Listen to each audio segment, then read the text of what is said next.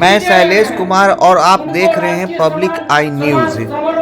पटना में संत शिरोमणि गुरु रविदास जी की राज्य स्तरीय जयंती समारोह का आयोजन। पटना के रविंद्र भवन में संत शिरोमणि गुरु रविदास जी की राज्य स्तरीय जयंती समारोह का आयोजन किया गया।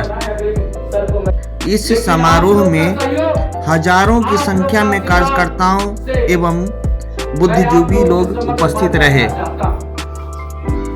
अगले वर्ष 2025 में संत शिरोमणि गुरु रविदास जी की जयंती के अवसर पर वहां उपस्थित लोगों ने संत शिरोमणि गुरु रविदास जी की जयंती को राजकीय समारोह के रूप में घोषित करने की अपील की। उन्होंने कहा कि अगर सरकार हमारी इन मांगों को पूर्ण नहीं करेगी तो पूरा समाज आंदोलनरत हो जाएगा।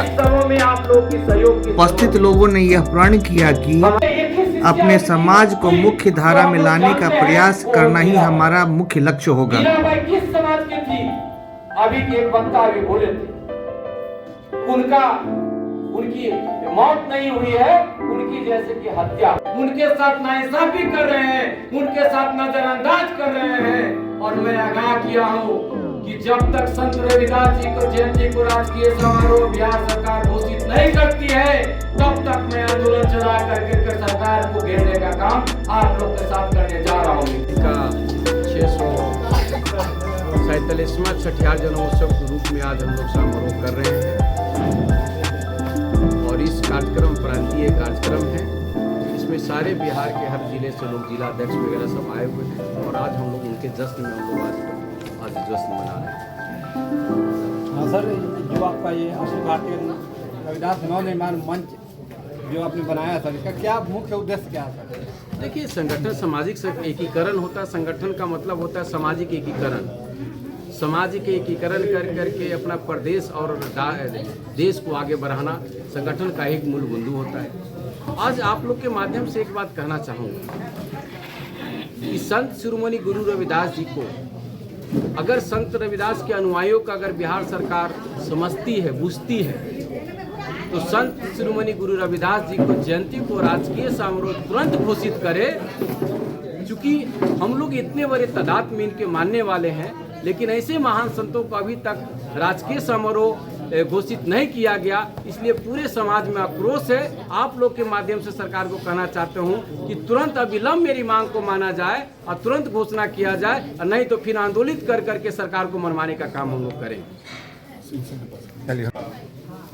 संत शिरोमणि रविदास जी की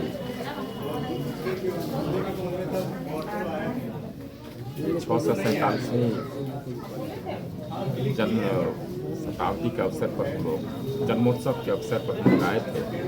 छठी का कार्यक्रम था, उसके 6 दिन के बाद। निश्चित रूप से उनके जीवन से, उनके आदर्शों से जो हमें प्रेरणा मिलती है, उनको हमारे समाज के जो लोग हैं वहाँ तक पहुँचाना था। और निश्चित रूप से आज भी जिस समाज से संत रविदास जी आते हैं, वह समाज मुख्य धारा में नहीं आ पाई है। और मेरा मानना है समाज के सभी तबके के लोगों का सहयोग अगर नहीं होगा, वो मुख्य धारा में नहीं आएंगे, तो जिस गौरवमयी भारत की कल्पना हम कर रहे हैं, जिस विकसित भारत की हम कल्पना कर रहे हैं, वह साकार नहीं है।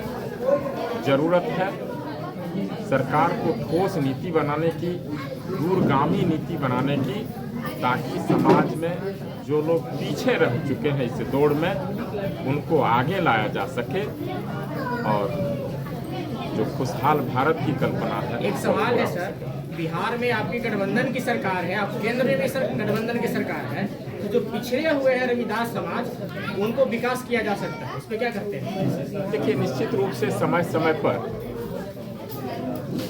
उसमें काम जरूर किए गए हैं। जब संविधान बना उसी समय आरक्षण का भी प्रावधान लाया गया, लेकिन वह इतना पर्याप्त नहीं था।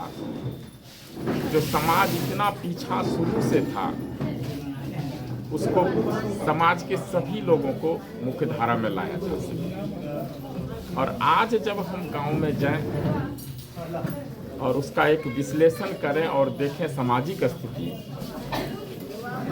जिस समाज रविदास समाज के लोगों की, तो मेरा मानना है निश्चित रूप से यह बहुत पिछड़ा है। रोहिणी आयोग का गठन भी इस दिशा में हुआ था, उसकी रिपोर्ट भी राष्ट्रपति को सौंप दी गई है और मेरा मानना है सरकार निश्चित रूप से आने वाले समय में इसे उपस्थित समाज के लोगों ने कहा कि इस समाज का सर्वांगीण विकास नहीं हो पाया है। सरकार को चाहिए कि ठोस नीति, दूरगामी नीति बनाकर इस समाज के उत्थान की उपाय करे, तभी देश का उत्थान होगा। स्वर्णिम भारत की हम कल्पना कर रहे हैं, वह जरूर साकार होगा। देश के प्रधानमंत्री कहते हैं सबके साथ सबके